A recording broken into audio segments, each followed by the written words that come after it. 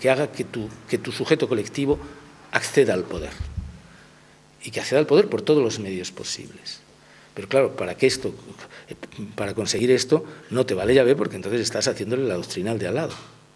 Entonces, una vez definida la necesidad de que en nombre de un Dios se produzca una lucha por la expansión de la verdadera religión, declaras que ese Dios es el Dios tribal. Y el Dios tribal sustituye a Yahvé en la capitanía general.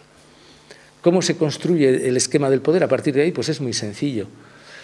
Hay un reciente libro, Le Sujet les Mamelucs, que no he traído, no me acuerdo del autor, es un autor egipcio, nos cuenta una cosa que es muy importante, porque el esquema, como siempre yo digo que el esquema del Islam funciona muy sencillamente porque es mucho menos liado que cualquier otra religión.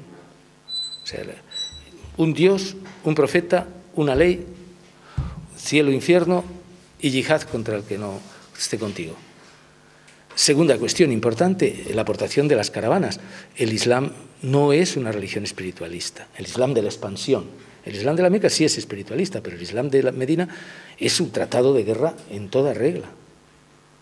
Es un tratado de guerra que se estudia en Pakistán, se estudia en las escuelas militares, porque lo que hace Mahoma es estrangular a los de la Meca cortándoles las comunicaciones, por una parte, y luego generando alianzas por rendimiento. Es decir, la clave es que la racia o la algazúa no solo es una lucha por Dios, es una lucha por el botín.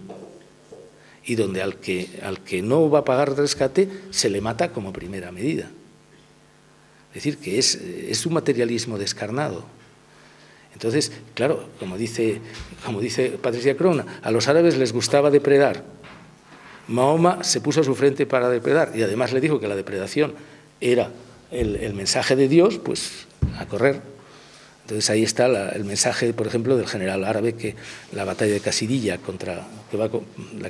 decisiva en la conquista de los sasánidas, le dice, bueno, chicos, lo reproduzco aquí, pues, citando a Crone, si vosotros ganáis, sus tierras son vuestras, sus mujeres son vuestras, sus hijos son vuestros, todo lo que tienen es vuestro.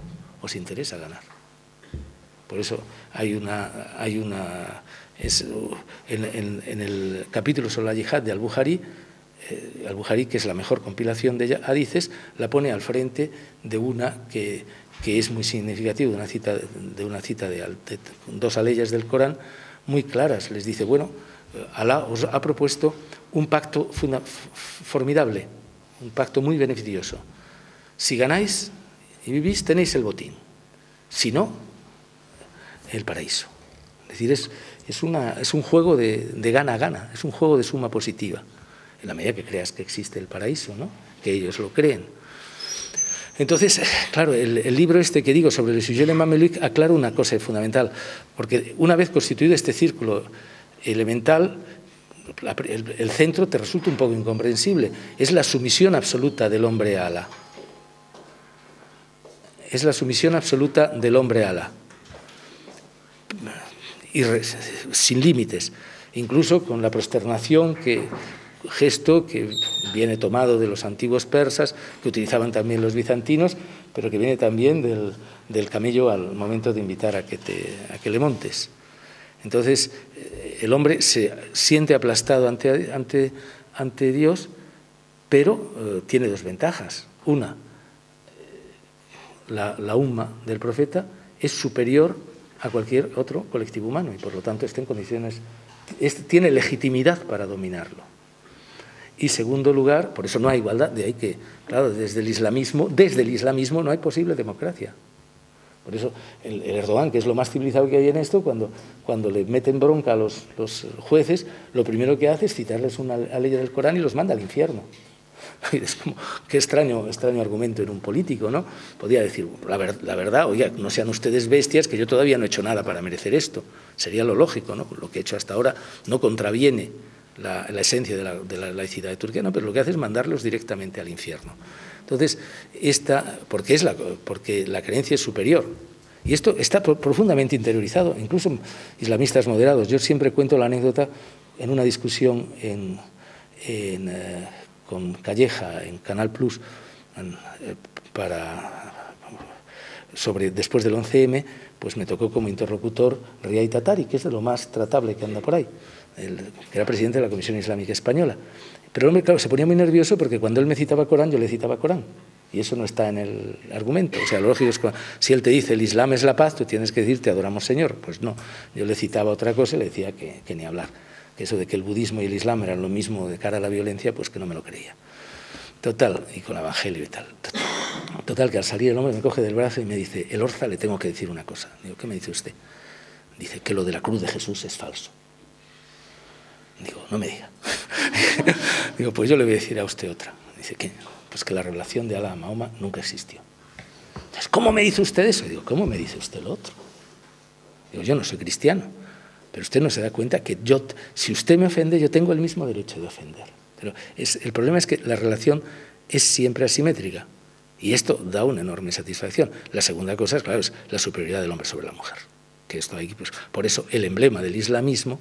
Otra cosa es que tenga sentido prohibir el velo aquí cuando te puede venir a clase una monja o un militar disfrazado de capitán general. O sea que, es decir, en la medida en que no hay un laicismo en las reglas de juego en nuestra sociedad, o te encuentras universidades privadas donde cada clase tiene un crucifijo digno de un predicador del siglo XVIII. Entonces no tiene ningún sentido, si la cruz está presidiendo las cosas, que no puedas tener una alumna con velo. Pero eso es una historia. Y otra, el considerar que el velo no es un síntoma de sumisión.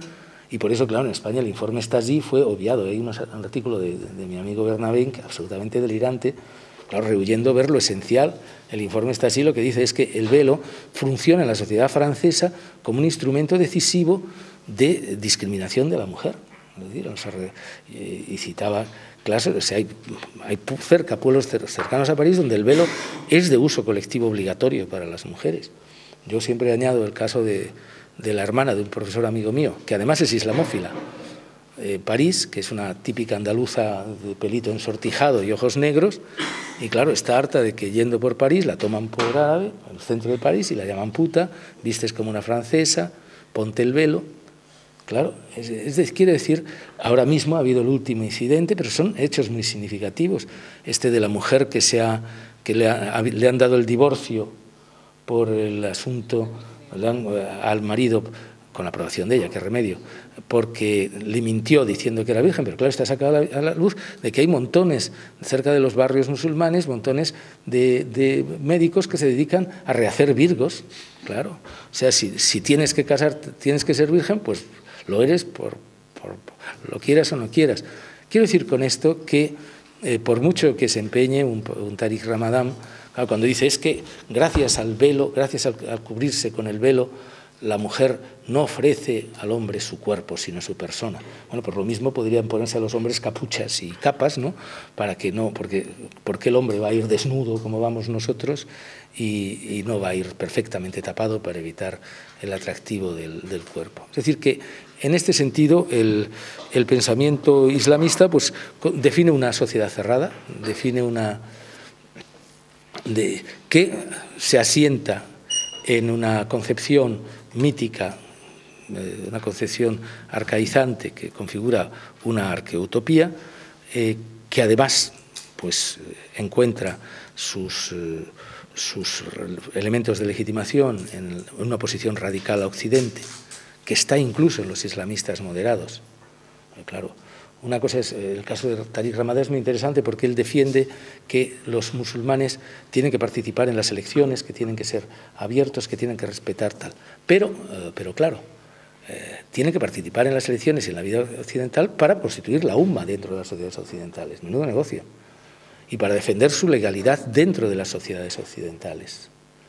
Luego le rascas un poco a Tariq Ramadan e incluso ni siquiera es capaz de pronunciarse por la música, claramente. Dicen, la música, si es favorable a Alá y si no te distrae de tus deberes religiosos.